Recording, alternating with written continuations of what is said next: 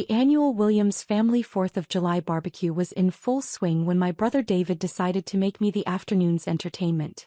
The backyard at Mom and Dad's suburban house was packed with 30 relatives, all gathered around picnic tables laden with potato salad and corn on the cob, cold beers sweating in the summer heat.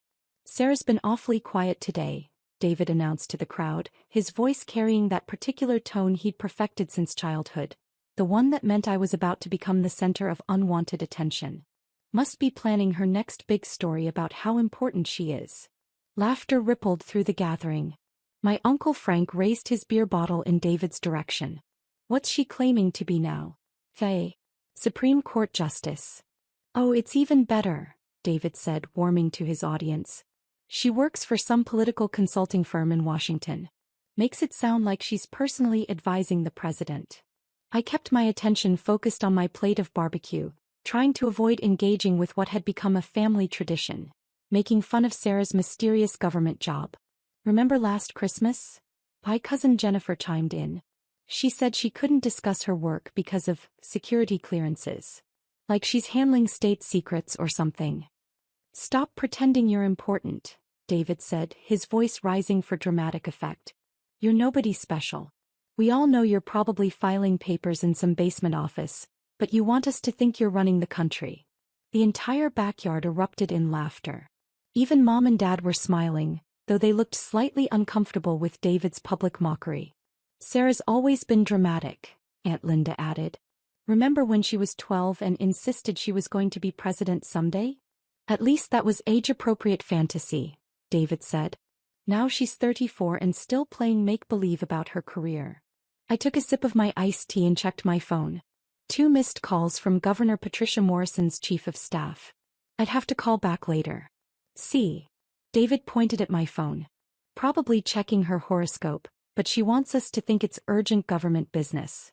More laughter. "David," Mom said gently, "maybe leave Sarah alone. She works hard."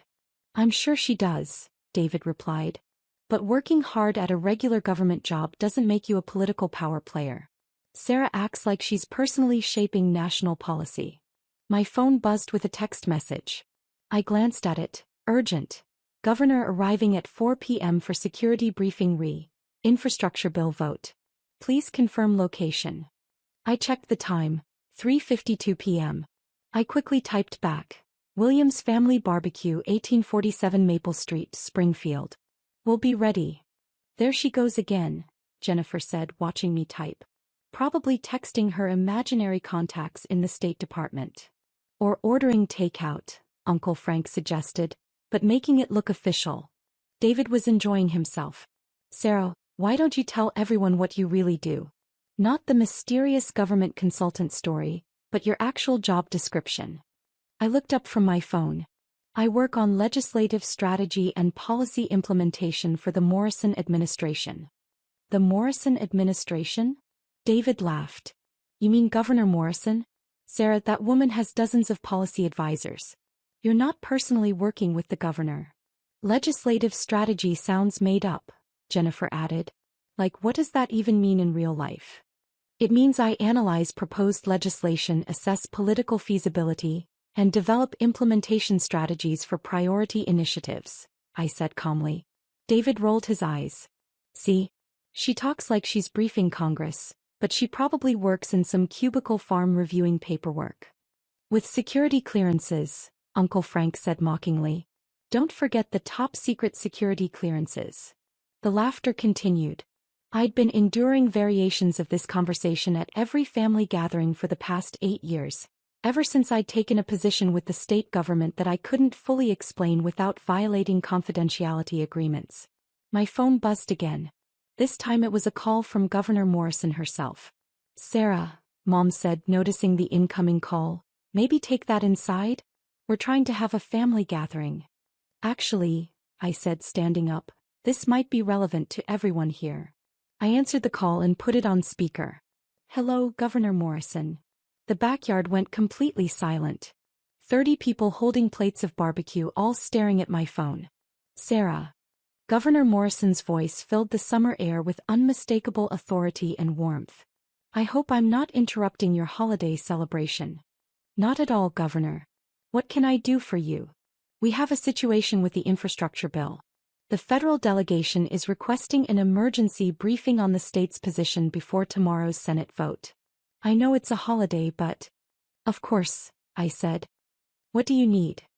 Full briefing on implementation timeline, budget allocation and political feasibility. The usual comprehensive analysis you provide before major votes.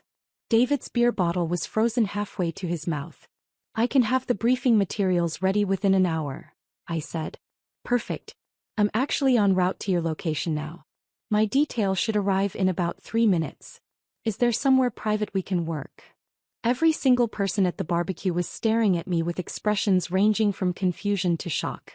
The study upstairs should work fine, I said. Excellent. And Sarah? Bring the polling data on rural infrastructure priorities. The senators specifically requested your analysis on small-town economic impact. I have everything we need. Outstanding. See you shortly. I ended the call and looked around the backyard. 30 family members sat in absolute silence, processing what they'd just heard. The governor is coming here? Mom said weakly.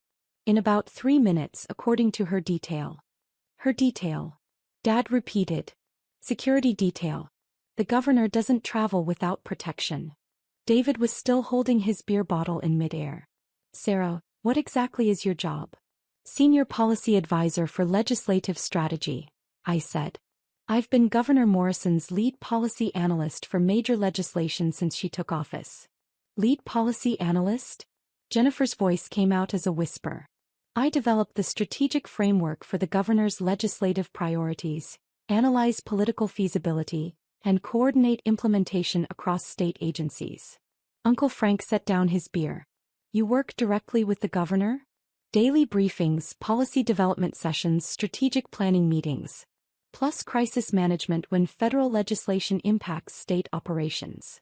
The sound of vehicles approaching interrupted our conversation. Through the front windows we could see black SUVs pulling up to the house. 3 of them with official government license plates. Oh my God, Aunt Linda said, rushing to the window. There are actual government cars outside. The vehicles arranged themselves in a professional formation around our driveway and street. Men and women in dark suits emerged from the first and third vehicles, immediately establishing a security perimeter around the property.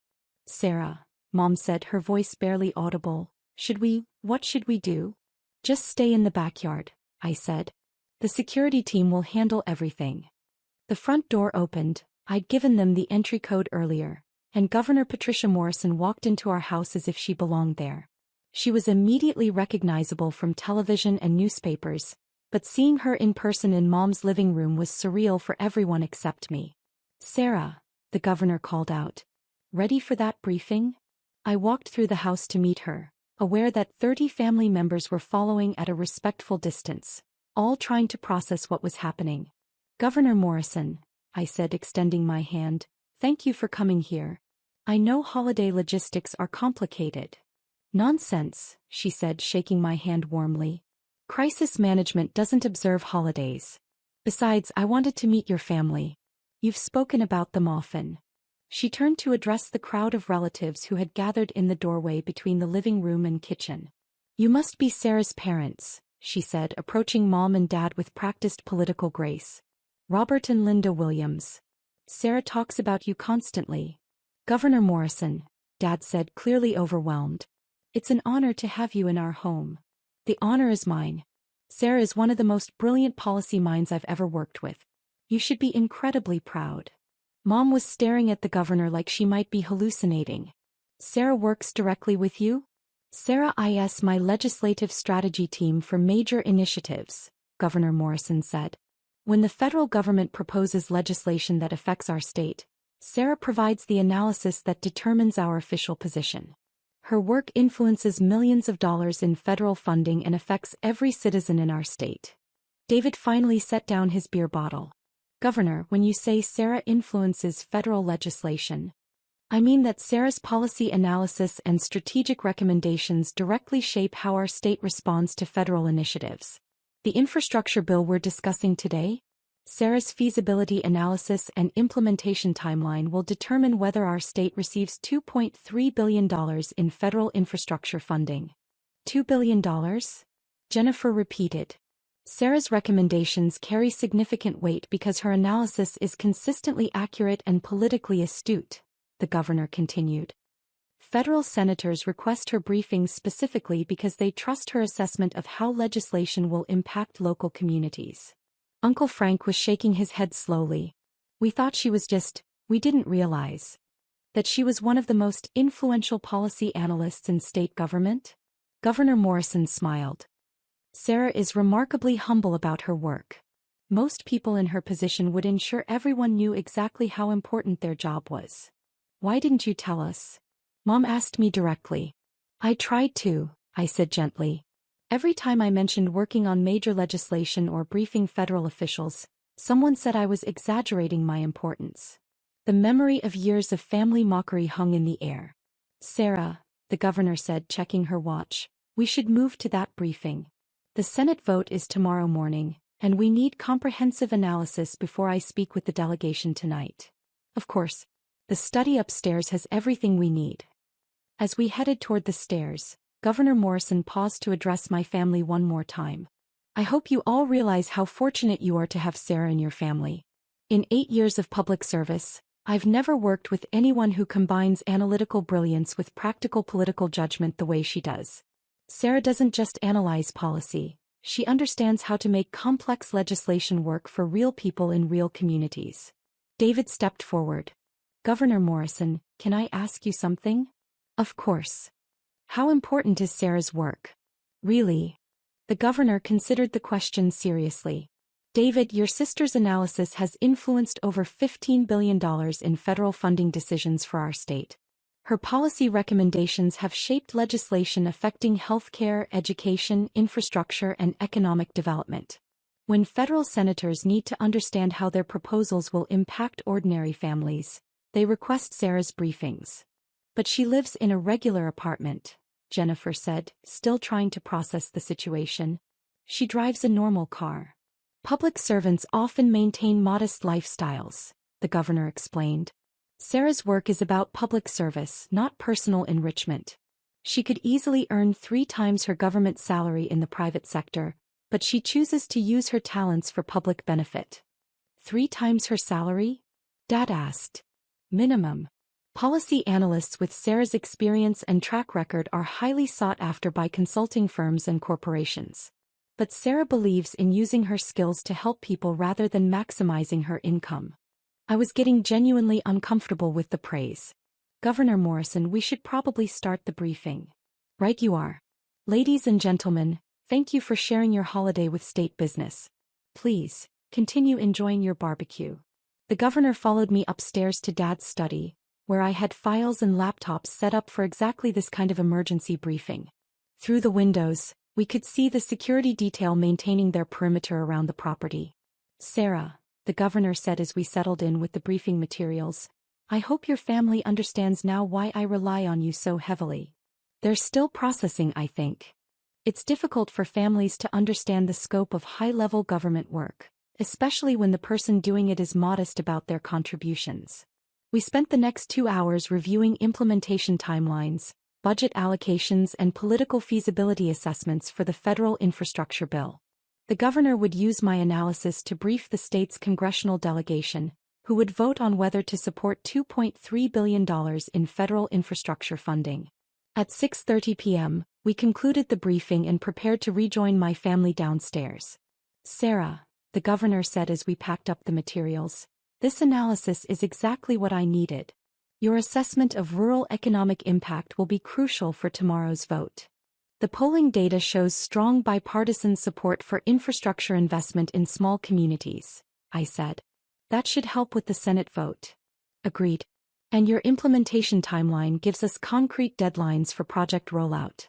This is precisely why federal officials specifically request your briefings. When we returned to the backyard, the barbecue had resumed, but the atmosphere was completely different.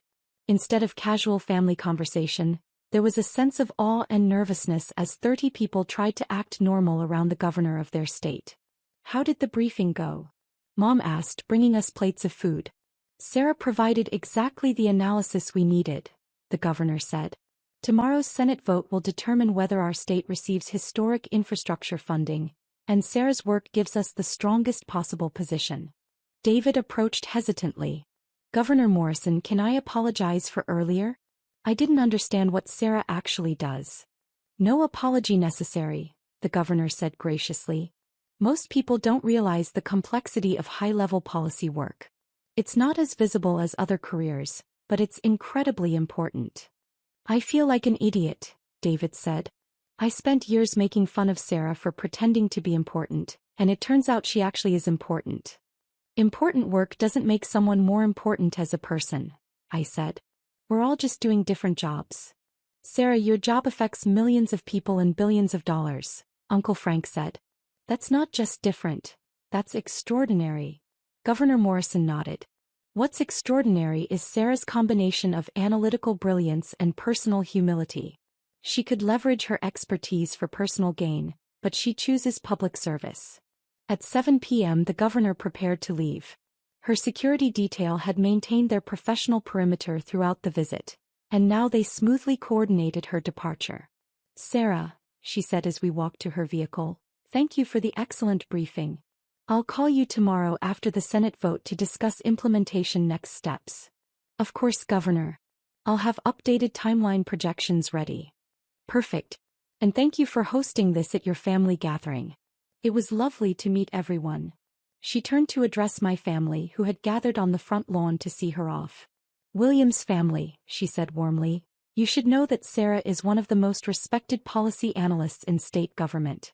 Her work makes a real difference in people's lives every single day.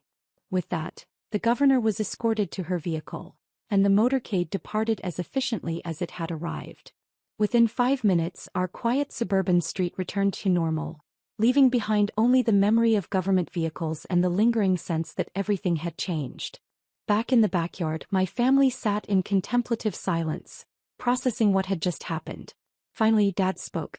Sarah, we owe you a massive apology. You don't owe me anything, Dad. Yes, we do.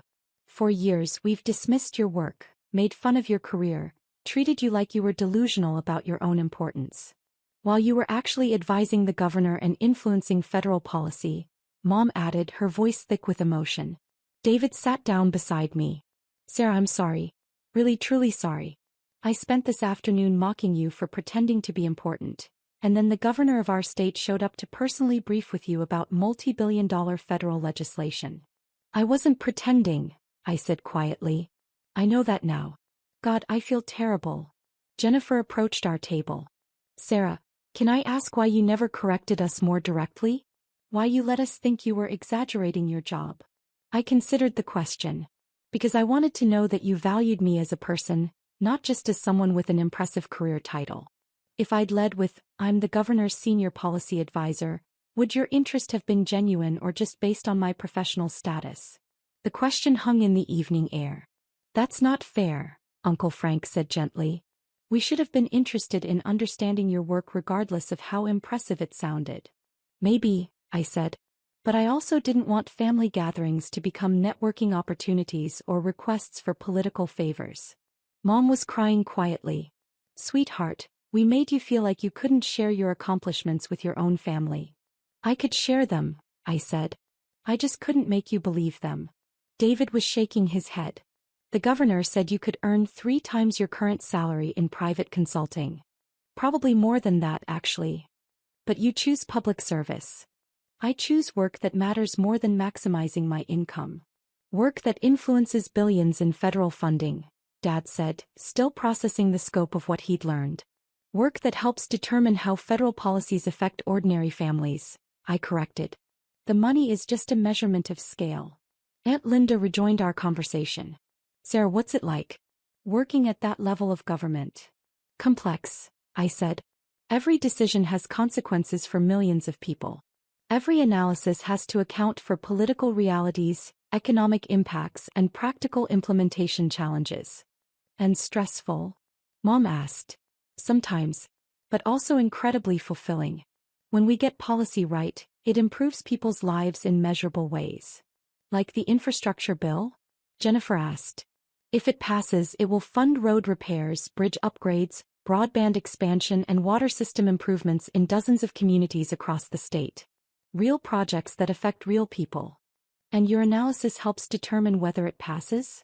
My analysis helps state officials understand the bill's implications and advocate effectively for our state's interests. David raised his beer bottle. To Sarah, who's been changing the world while we thought she was filing paperwork. Everyone raised their drinks, beer, iced tea, soda. To family members who surprise us with their extraordinary accomplishments, Mom added. To understanding each other better than we did this morning, I said. As the evening continued, the conversation shifted to genuine curiosity about policy work, government operations, and the intersection of federal and state politics. My family asked thoughtful questions about my career path, my daily responsibilities, and the challenges of high-level government work.